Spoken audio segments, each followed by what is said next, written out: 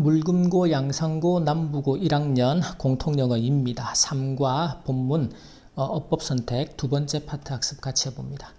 자, 쌤 항상 강조하듯이 어법선택을 할 때는 문법적인 판단에 앞서 문장의 구조를 정확히 판단하는 눈을 길러야 한다. 그 구조하고 문법적인 개념 적용이 같이 가야 한다는 걸 꼭 기억합니다. 그래서 자꾸 문장 구조를 파악하고 이 밑줄이 이 빈칸이 왜 여기에 있을까? 이 빈칸에 대한 정답을 판단하는 개념은 단순하게 문법 가지고 적용이 되는 게 아니고 문장 구조를 함께 판단해야 된다는 것을 꼭 기억하고 자꾸 문장 보는 눈을 길러야 돼요.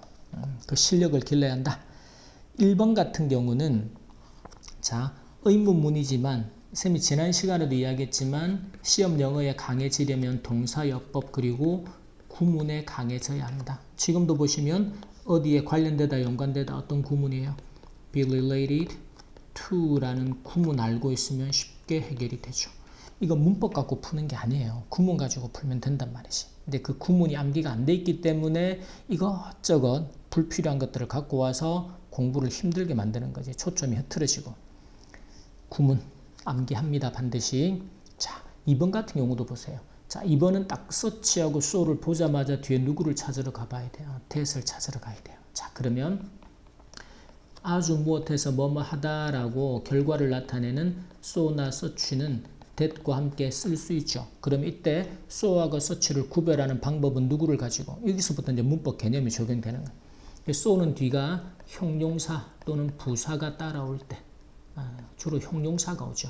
근데 search는요 뒤에 명사가 올 때, 즉 이 사이에 오는 품사가 누구냐에 따라서 so와 search를 결정하게 돼요. 지금처럼 abundance라는 풍성한 풍부한 형용사가 따라올 때는 누구를 so를 선택해서 쓰게 됩니다. 여기도 부사도 옵니다. 근데 주로 형용사가 많이 와서 그렇고.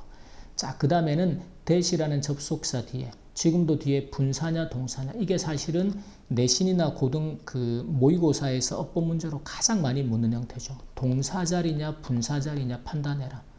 쌤이 뭐부터 확인해라? 문장에 본동사 있는지 없는지. 그래서 지금은 접속사 that이 그런 문장의 주어 뒤에 보세요.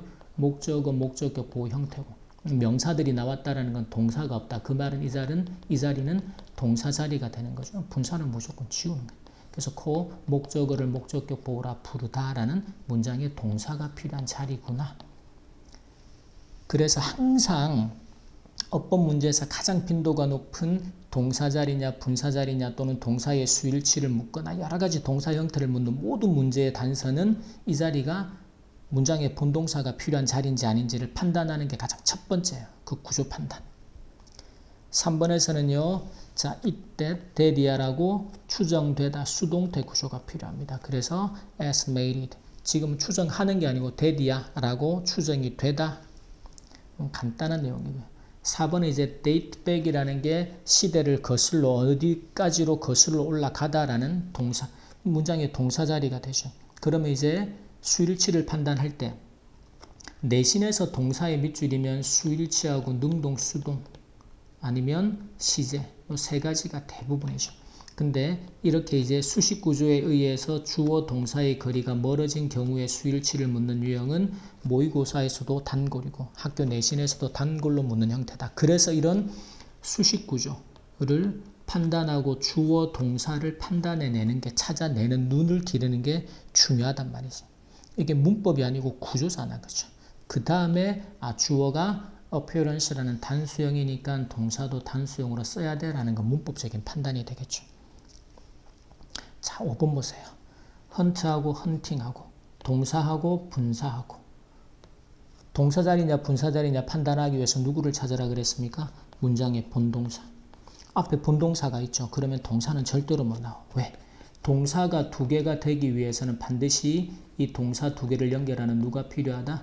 접속사가 필요하다. 쌤이 항상 동사 하나를 문장 하나다라고 기억하라 그랬죠. 그래서 자, 접속사가 동사가 앞에 있다면 본동사가 앞에 있다면 이 자리에 동사는 오답이에요. 그리고 나면 이제 하나 더 발전해서 그러면 이제 그 자리는 본동사가 있다면 반드시 나머지 자리는 분사 자리가 되어야 한다. 그럼 분사 형태를 판단할 때는 앞에 명사하고 의미관계가 하는 거냐 되는 거냐 그러면 능동과 수동으로 현재분사 과거분사 이 사람들이 이제 다양한 동물들을 사냥을 하는 능동의 개념이 되니까 뭘 썼어요? 헌팅이라고 ing를 썼죠. 이런 개념 적용까지 같이 갖춰야 된단 말이지. 자, 6번은 보세요. 첫머리에 since가 나오면 그때 이후로 지금까지니까 n은 지금 현재 완료 시제하고 함께 써야 돼. 그걸 판단하는 거야. 그래서 동사는 have appeared, 현재 완료로. 그 다음에 much하고 many가 밑줄일 때는 뒤에 명사의 형태를 봅니다. much는 셀 수 없는 개념의 단수 명사하고 함께, many는 복수 명사하고 함께. 그래서 many가 돼. 이렇게 이제 이걸 우리가 수량 형용사다. 수나 양의 많고 적음을 나타내는 형용사들이 뒤에 어떤 명사를 데리고 오는지 이 판단도 꾸준하게 시험에서 물어요. 아주 자주는 아니지만. 그래서 항상 물을 수 있는 문제 유형이기 때문에 항상 점검을 해야 돼요. 그러니까 여러분들이 이제 이 문장이 이렇게 빈칸이나 밑줄이 없이 통문장으로 나와 있고 어법상 틀린 문장을 찾으라라고 할 때는 지금처럼 그냥 그러니까 여러분들이 이제 통문장에 나오면 사실 어렵게 느껴지잖아. 뭘 봐야 될지 모르겠고. 그럼 뭘 봐야 돼요? 이런 것들을 봐야 되는 거란 말이에요. 주어, 동사, 구조 판단하고 그래서 시제가 맞는지, 동사 형태가 맞는지, 동사 자리에 분사가 쓰여있지 않은지 그러려면 결국은 구조를 보는 눈을 길러야 한단 말이지. 나머지는 물을 게 별로 없어요. 아무거나 대놓고 묻는 게 아니라 문법적으로 물어야 할 이유가 있는 것들을 묻는 거야. 그것들을 쌤이 지금 체크해서 설명하는 거고 그 개념들을 여러분들이 본인의 개념과 실력으로 딱 만들어서 통문장이 나오더라도 그것들을 문장 안에서 분석하고 구조를 판단해가면서 하나하나 적용하는 거야. 자, 7번에 상당히 중요한 개념이에요. 여러분들 중에 일부는 자 조동사 made의 동사 원형이냐 have pp냐 완료형이냐 구별은 시제로 합니다. 그래서 조동사 뒤에 동사 원형이 나오는 것은 지금 현재 사실에 대한 추측 그리고 have pp가 나오면 과거 사실에 대한 추측. 이번 과의 문법 주제이기도 하지만 언제든지 물을 수 있는 중요한 문법 패턴이에요. 고등학교 교과서의 문법 주제로 나오기 때문에. 그래서 지금은 이제 들어봤을지도 모른다라는 과거 사실에 대한 추측이죠. 그래서 may have heard. 자, 그 다음에 이 feature라는 단어는 특집으로 다루다, 특징을 이루다 이런 류의 동사예요. 그래서 호랑이를 다루는 이제 한국의 설화들. 자, 그러면 앞에 지금 본동사가 있기 때문에 이 자리는 반드시 분사 자리가 돼야 돼. 그러면 분사라는 건 앞에 있는 명사를 수식을 해요. 그러면 이게 현재 분사가 되어야 하느냐 과거 분사가 되어야 하느냐의 판단을 반드시 해야 돼. 대부분의 시험 이걸 묻기 때문에. 결국은 이 설화가 다루다. 호랑이들을 다루고 있죠. 앞에 있는 명사가 주어 분사가 동사가 되는 개념. 그러면 이 설화들이 다루고 있어요. 호랑이들을. 설화가 다루고 있죠. 능동의 개념이다. 누구로? featuring이 됩니다. 그러면 간단하게 정답이 해결이 된다. 그리고 시간을 많이 안 쓰게 돼요. 정답의 근거, 구조하고 이 정답의 근거가 되는 개념이 명확하면 시간 낭비를 안 하게 돼. 근데 이렇게 훈련이 안 된 친구들은 이것저것 들쑤시면서 보다가 어떻게 돼? 시간이 마냥 흘러가 버리지. 그러다가 뒤에 점수로 만들 수 있는 서술형 시간에 쫓겨서 놓치고 그래서 점수를 못 만드는 거란 말이에요.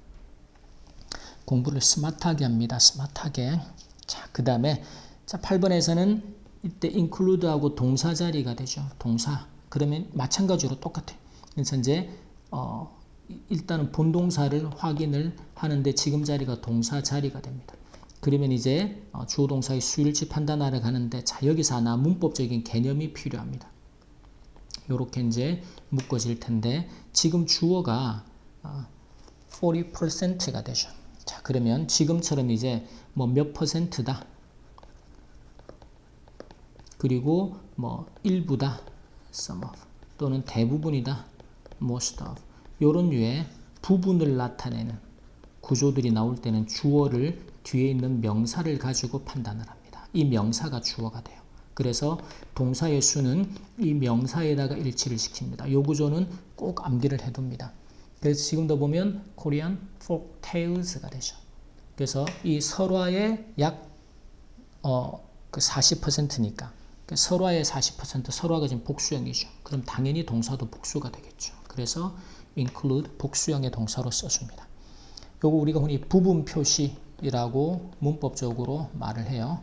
그래서 일부분 뒤에 나오는 명사의 일부분을 나타내는 내용들이 나올 때 나머지 그럴 때 뭐 the rest of 마찬가지고 뭐 몇 퍼센트 마찬가지입니다. 그럴 때는 뒤에 나오는 명사가 주어가 된다. 거기에 맞게 동사의 수를 일치시킨다. 이 개념은 꼭 기억을 해둡니다.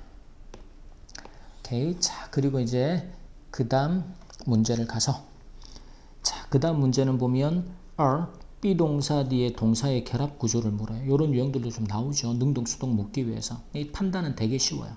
자, are showing은 주어가 보여주고 있다. 또는 이거는 이제 수동은 보여지다.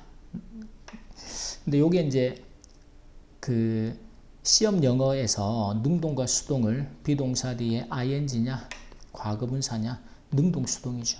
판단하는 가장 쉬운 방법은 뒤에 목적어가 있냐 없냐 보면 대부분 다 답이 나옵니다. 지금 목적어 뒤에 없잖아, 그죠? 그럼 답이 뭐예요? 과거분사예요. 이게 이제 실수할 수 있는 가능성도 있어요. 동사가 자동사이거나 이런 경우에는 목적어 없이 그냥 쓰니까.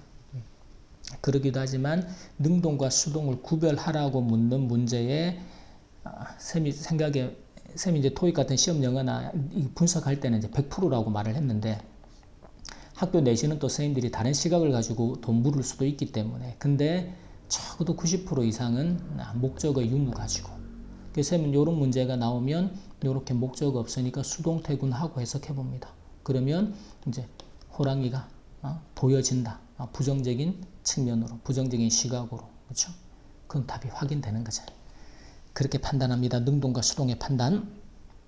자, 그 다음에 10번에서 자, 요 유형도 조금 기억을 해두는데 생각보다 이제 모의고사나 어법 문제로 출제가 많이 돼요. 자, 이렇게 이제 동사나 분사나 이런 형태들을 묻는데, 대부분의 경우는 이 녀석이, 자, 이 대부분의 학생들은 요 빈칸을 보죠. 근데 쌤은 그 앞에 있는 동사를 보라고 말해요.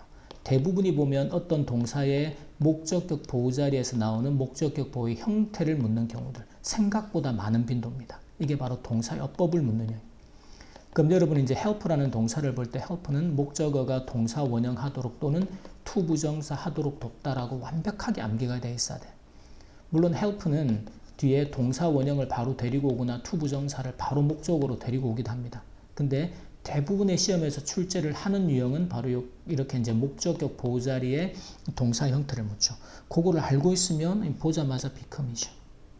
또는 to become으로도 쓸 수 있다. 거기까지 개념을 기억해 둡니다. 그래서 쌤이 이제 첫 시간에도 이야기했지만 이런 동사의 어법, 그리고 구문, 그리고 이제 문장 구조와 함께 문법적인 개념을 적용하는 공부, 거기까지 가면 사실은 학교 내신의 문법들은 되게 간단할 뿐더러 쌤 항상 이야기하듯이 수능의 문법도 되게 간단해요. 근데 단어가 어렵고 문장이 길어지니까 여러분이 그 구조를 놓쳐서 문법을 놓치는 거지. 수능의 문법 진짜 간단하면 중3까지의 문법까지만 가지고 답이 다 나와요. 쌤이 토익 책을 그렇게 25권 이상을 써가면서 시험들을 분석하고 다 해봤잖아. 되게 문법은 간단하다니까. 근데 그걸 어려워하죠. 왜? 구조 보는 눈이 안 길러져 있으니까.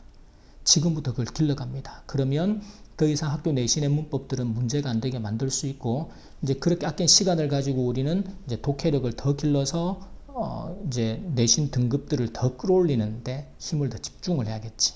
더 이상 문법에다가 쓸데없는 시간 낭비하지 말고 구조와 함께 공부합니다. 꼼꼼하게. 하도 이제 여러분이 잘 반복해서 학습하다가 잘 이해 안 되는 부분이 있으면 체크해서 쌤한테 다시 질문하고, 그리고 쌤한테 정확하게 개념 이해하고 내용을 해결하고, 그렇게 공부를 연결해 갑시다. 오케이. 자, 여기까지 3과 본문의 어법 선택 두 번째 파트 학습 마치겠습니다.